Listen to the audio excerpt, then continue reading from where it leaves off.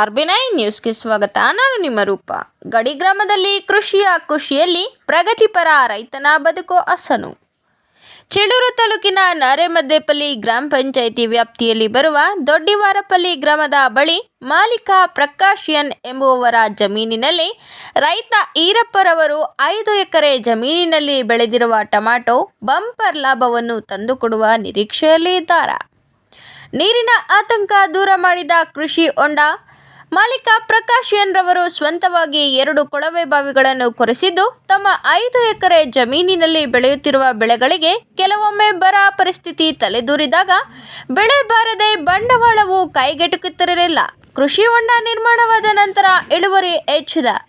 40 metre ಉದ್ದಗಲದ ಅಳತೆಯಲ್ಲಿ 2019ರಲ್ಲಿ ಮಾಲೀಕ Prakash N ರವರು ನಿರ್ಮಿಸಿದ ಹೊಂಡ ನನ್ನ ಬದುಕಿನ ಚಿತ್ರಣವನ್ನೇ ಬದಲಿಸಿದೆ ಎಂದು ರೈತ ಈರಪ್ಪರವರು ತಿಳಿಸಿದರು.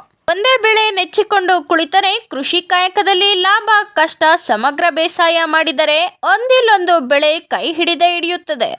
ಉತ್ತಮ ಆದಾಯ ಖಾತ್ರಿಯಾಗುತ್ತದೆ, ನಷ್ಟಕ್ಕೀಡಾಗುವುದು ತಪ್ಪುತ್ತದೆ. ಹಾಗಾಗಿ ವರ್ಷದಲ್ಲಿ ಯಾವ ತಿಂಗಳಿನಲ್ಲಿ ಯಾವ ತರಕಾರಿಗೆ ಬೇಡಿಕೆ ಇದೆ ಎಂದು ಸಮೀಕ್ಷೆ ಮಾಡಿ ಹವಾಮಾನ ಮತ್ತು ಮಾರುಕಟ್ಟೆ ಬೇಡಿಕೆ ಆಧರಿಸಿ ವಿವಿಧ ಬೆಳೆಗಳನ್ನು ನಿಯಮಿತವಾಗಿ ಬೆಳೆಯುತ್ತಿದ್ದೇನೆ ಎನ್ನುತ್ತಾರೆ ರೈತ ಈರಪ್ಪ. ಆರ್ಬಿನೈನ್ ನ್ಯೂಸ್ ರಿಪೋರ್ಟರ್ ರಾಮಾಂಜನೇಯ. ಎಸ್.